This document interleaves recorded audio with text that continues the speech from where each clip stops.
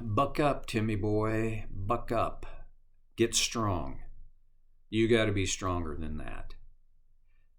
This is not what Paul wrote to Timothy. What Paul wrote was, "You then, my son." He's using, this is an emotionally rich wording. "You then, my son." There's affection there between Paul and Timothy. It's not like he's going, hey, stupid there. Hey, hello, McFly. No, he's not doing any of that. He's, "You, my son, be strong in the grace that is in Christ Jesus." Talked about the fact that grace originates and resides in Jesus. How do you be strong in the grace? I said this already, and it's worth revisiting. You don't just be strong. You become strong. Now, I'm going to suggest that Paul has a belief about Timothy that he has already become strong in the grace.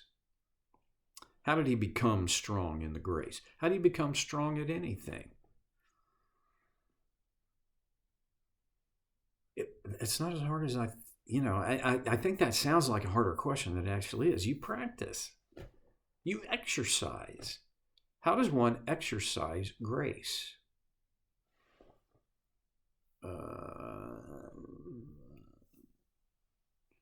I think that's a little harder question.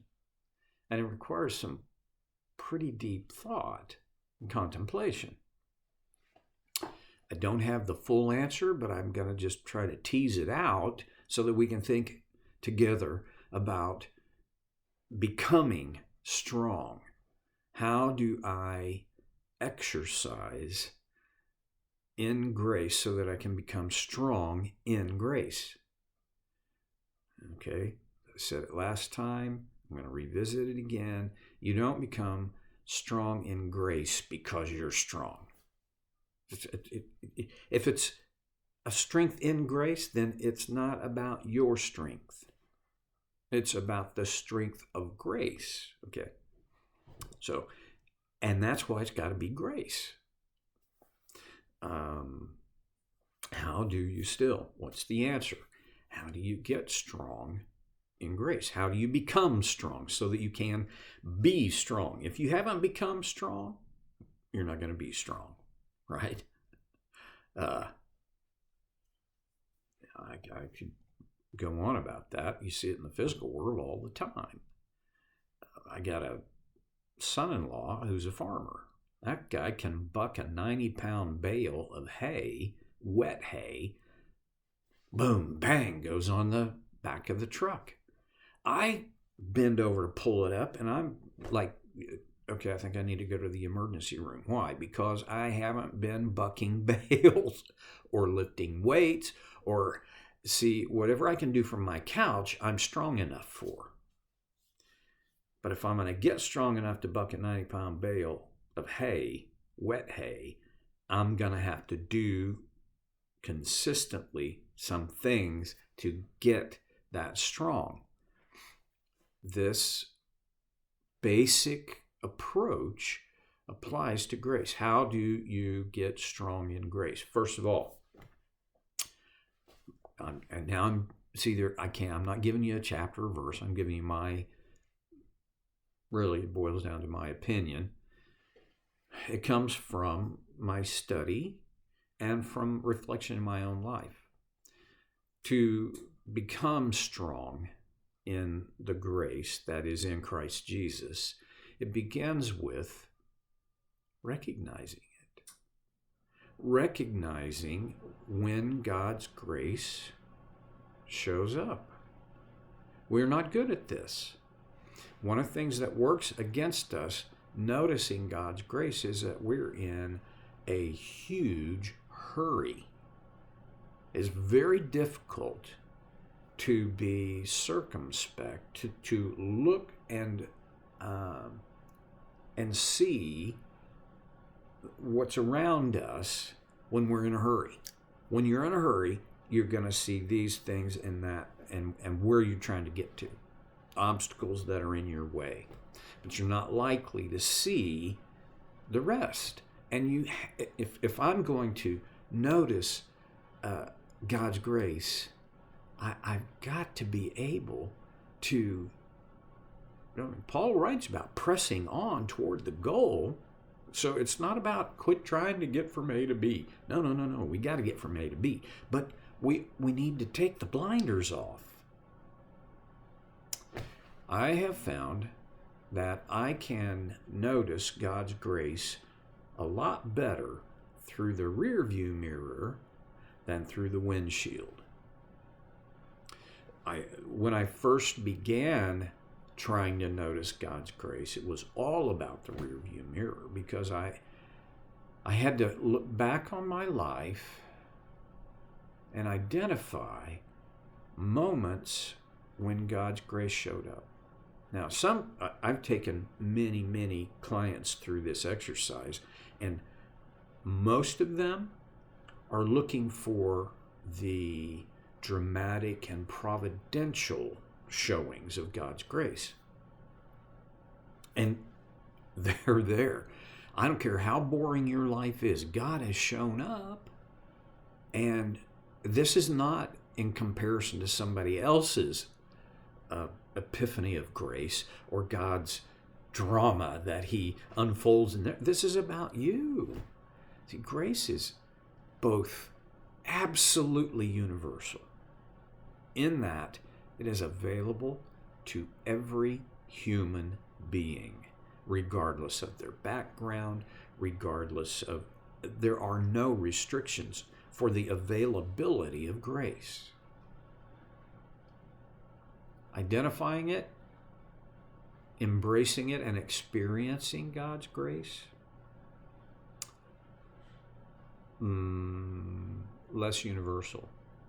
Because there are people who you have to, there's a whole bunch of things, and I'm getting off track. So here's the deal. Start with noticing God's grace. Go back even into your childhood and think about, when did God's grace show up? And this is not because you're not bright or because you weren't spiritual. It's just because you were young, and when you're young, your brain is not queued up to notice God's grace. And that's okay. Now, though, look back. Look back. A lot of times, noticing God's grace, you have to go back to specific experiences. And often, though not always, but very often, when you reflect back on these experiences in your past, there will be an associated set of emotions, and most of those emotions will be positive. Now, they may have not been positive in the moment when this event happened, but as you reflect back on it, you realize, wow, good came out of that. See, I'm going to use the only word here, and I don't like to use it, although I often do. I don't think only should be used very often, but I believe in this case, only is appropriate. Only good comes from God's grace. Where God's grace is, only good is the teased out, the lived out outcome. In the moment, it's not happy.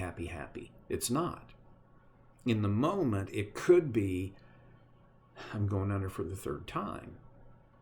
But when you don't go under for the third time, it's because of God's grace. And when you look back on it, you realize somehow there was good on the other side of that. That's the nature of grace. You've got to go back. You've got to intentionally go back in reflection to notice when God's grace showed up. And that is another way of saying when God showed up. Because grace never shows up except for that Jesus, that God showed up. Go back and reflect on that. Then, and I don't want to make this like there's only one way to do this. No, there's lots of ways to do this. But whatever way you choose, record it. And for me, the best way is for me to write it down. It gets in my head a little better. And oh, by the way, I can go back to it when it slides out of my head. Record these occurrences, these moments of grace. When I'm working with clients, I call it a catalog of grace moments. This is I'm not going to say essential. Can something be necessary but not essential? I don't know. If you're going to be strong in God's grace, you've got to begin with recognizing His grace when it shows up. Make a catalog. However you record it, doesn't matter to me. The reason that it's good to have it recorded is because as you grow strong in the grace that is in Christ Jesus, you have to encounter things that are beyond your ability. That's grace applies in those moments, right?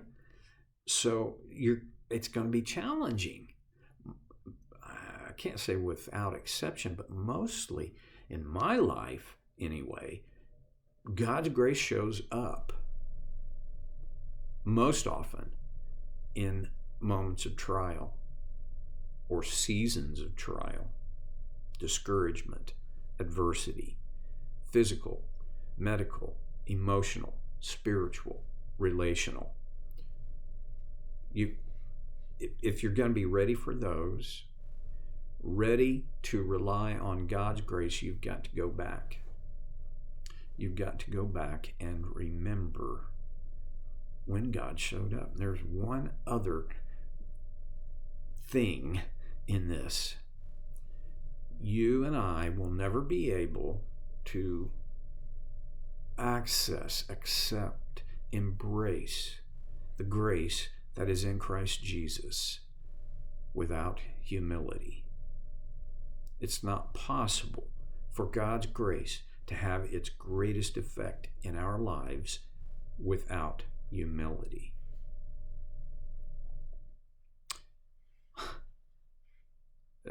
James writes, God gives grace to the humble.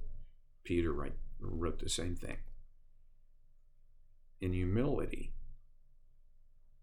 most of us, when we need God's grace, are in a position that shouldn't be that hard for us to get humble, because the truth is, I can't make this happen.